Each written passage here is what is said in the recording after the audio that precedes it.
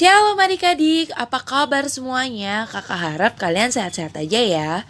Jumpa lagi kita di ibadah sekolah minggu pada hari Minggu 18 Oktober 2020.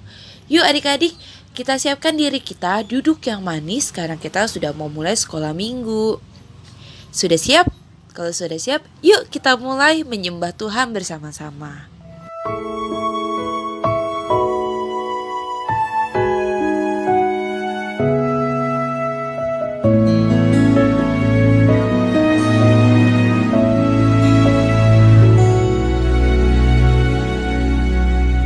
Bapa, Engkau baik.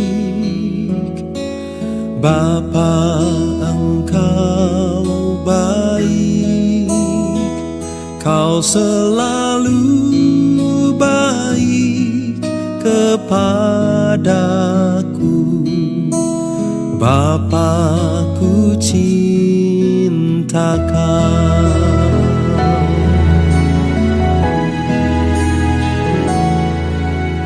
Bapa, Engkau baik.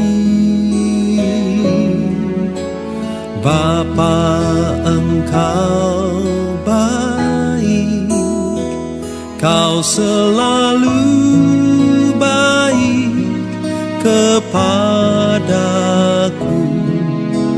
Bapa, ku cinta Kau.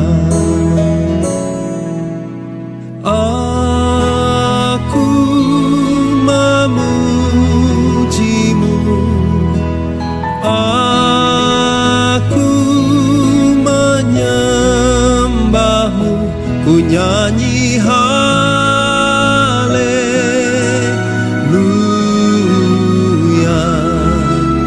Bapa, ku cinta Kau.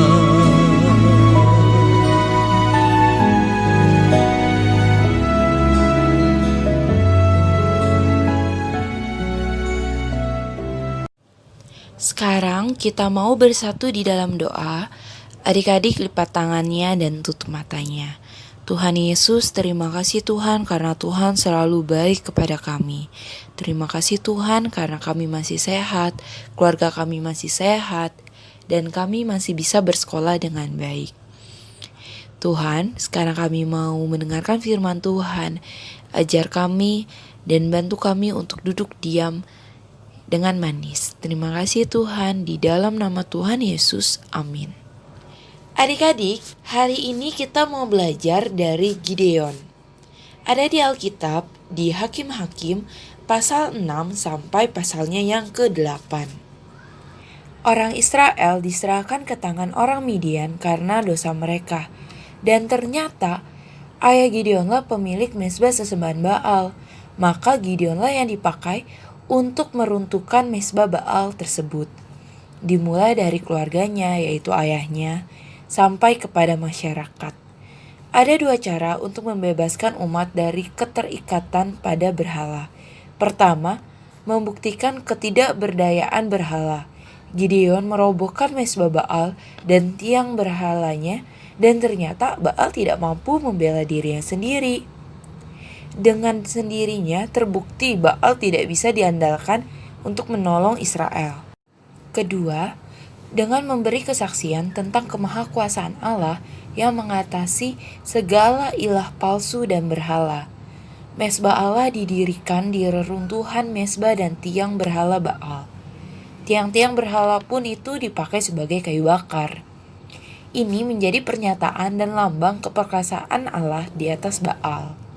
Dari pertobatan, kuasa Allah mulai dinyatakan dan dirasakan. Oleh roh Tuhan yang menguasai dirinya, Gideon dimampukan untuk menghimpun suku-suku Israel untuk berperang melawan musuh. Sebagai pemimpin umat, Gideon mendapatkan tanda ilahi yang meneguhkan panggilan Allah atas dirinya. Nanti, umat yang bertobat pun akan mengalami dan menyaksikan keperkasaan Allah mengalahkan musuh mereka. Adik-adik, bertobat itu adalah berubah dari yang suka ngelakuin dosa menjadi suka ngelakuin firman Tuhan. Dan itu harus dari keinginan kita sendiri.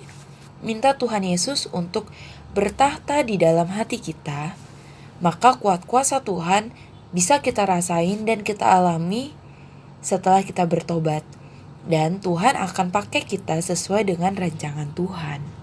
Tuhan membimbing Gideon dengan cara yang unik dalam memimpin bangsanya menghadapi musuh yang berjumlah sangat besar, yaitu bangsa Midian. Tuhan melakukan seleksi kepada rakyat yang akan ikut berperang. Tuhan bilang ke Gideon, "Siapa yang takut dan gentar, biarlah ia pulang, enyah dari pegunungan Gilead." Lalu pulanglah 22.000 orang dari rakyat itu dan tinggallah 10.000 orang. Lalu Tuhan ngomong ke Gideon, "Suruhlah mereka minum air, maka aku akan menyaring mereka bagimu di sana. Barang siapa yang menghirup air dengan lidahnya seperti anjing menjilat, haruslah kau kumpulkan tersendiri. Demikian juga semua orang yang berlutut untuk minum." Jumlah orang yang menghirup dengan membawa tangannya ke mulutnya ada 300 orang, tetapi yang lain dari rakyat itu semuanya berlutut minum air. Dengan 300 orang yang menghirup itu akan kuselamatkan kamu. Itulah yang Tuhan katakan kepada Gideon.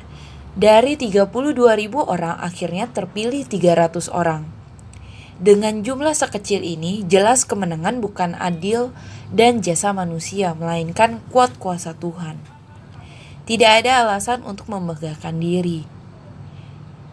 Lalu, sebelum melakukan penyerangan, Tuhan sekali lagi menguatkan Gideon melalui mimpi dan maknanya yang ia dengar sendiri dari percakapan orang Midian. Gideon mendapat keberanian lebih besar. Segera ia mengatur 300 pasukannya dengan strategi yang menjatuhkan mental musuh. Dengan bunyi sangkakala buyung yang dipecahkan serta obor yang menyala, mereka melakukan serangan malam yang mendadak dan mengejutkan. Di sekeliling perkemahan, mereka meneriakkan yang menggetarkan musuh. Serangan mental ini berhasil mematahkan semangat musuh dan membuat musuh itu panik, kacau balau, lalu lari tunggang langgang meninggalkan perkemahan. Pernyataan Tuhan itu penting di dalam hidup kita, adik-adik. Kita harus menjadi pribadi yang berkualitas secara karakter dan iman. Tuhan gak perlu orang-orang yang sombong, merasa bisa dan pintar tanpa Tuhan. Tapi Tuhan perlu orang-orang yang takut akan Tuhan, yang mau taat dan dipakai Tuhan. Tuhan akan membentuk umat-umatnya yang takut akan Tuhan menjadi laskar Kristus. Waktu menghadapi suku Efraim yang sangat tersinggung karena merasa tidak dilibatkan sejak awal peperangan, Gideon dengan bijaksana meredakan kemarahan mereka. Namun saat mengalami kelelahan oleh karena mengejar musuh, Gideon lengah dengan pengendalian dirinya sehingga dikuasai oleh amarah. Ia bertindak kejam dan melakukan pembalasan dendam yang tidak pada tempatnya kepada mereka yang menolak membantu dia dalam mengalahkan musuh. Setelah kemenangan besar, kerendahan hati Gideon sungguh nyata dengan menolak permintaan rakyat untuk menjadikan Gideon agar memerintah atas mereka. Gideon menunjukkan pemahaman iman yang benar bahwa hanya Tuhanlah yang berhak dan layak menjadi raja atas umatnya Israel. Namun ia lengah dengan keinginan menjadi orang dihormati. Harta rampasan yang begitu melimpah membuat hati Gideon tergiur. Dari harta tersebut, Gideon membuat efod. Efod itu adalah jubah imam yang bisa dipakai untuk mencari kehendak Tuhan. Gideon tidak memiliki hak untuk membuat apalagi memakainya. Akhirnya, efod itu menjadi berhala yang menyimpangkan Israel dari Tuhan. Adik-adik, kita harus fokus hidup di dalam Tuhan agar kita tidak terjerat oleh dosa lagi. Jadi tetap melakukan firman Tuhan.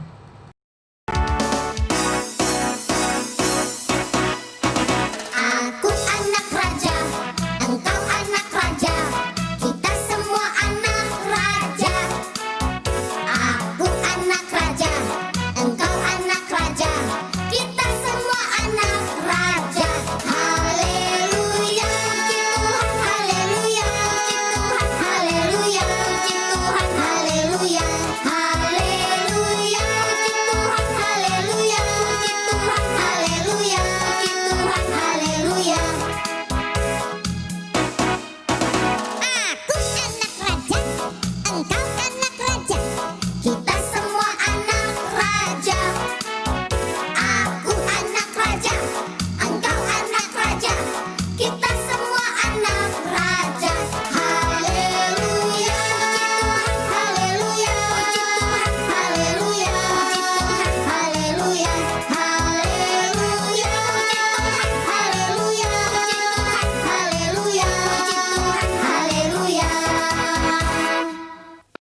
Sekarang kita sudah selesai sekolah minggu dan kita akan berdoa, lipat tangannya dan tutup matanya.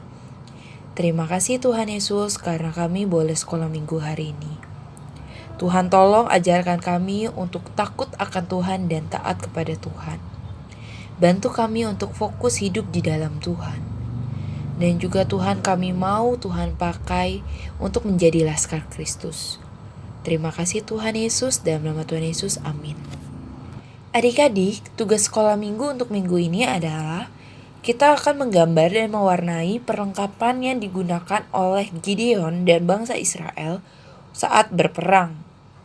Nah, seperti obor, sangkakala, dan guci. Jadi adik-adik gambar di buku tulis atau di buku gambar, lalu adik-adik warnain seperti kayak api itu warnanya apa sih? Misalkan merah keorenan.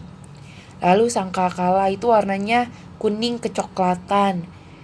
Terus habis itu guci warnanya coklat. Selanjutnya adik-adik boleh kreasiin sesuai kreativitas dan kesukaannya adik-adik sendiri. Seperti itu. Dan ayat hafalan minggu ini adalah dari Amsal 1 ayat 7. Kita baca bersama-sama dulu ya adik-adik. 1, 2, 3. Takut akan Tuhan adalah permulaan pengetahuan, tetapi orang bodoh menghina hikmat dan didikan. Jadi, tugas sekolah minggu ini adalah menggambar dan mewarnai tadi dan juga ayat hafalan. Terima kasih ya adik-adik karena sudah mengikuti dan mendengarkan sekolah minggu dengan baik. Kita jumpa lagi minggu depan ya. Tuhan Yesus memberkati.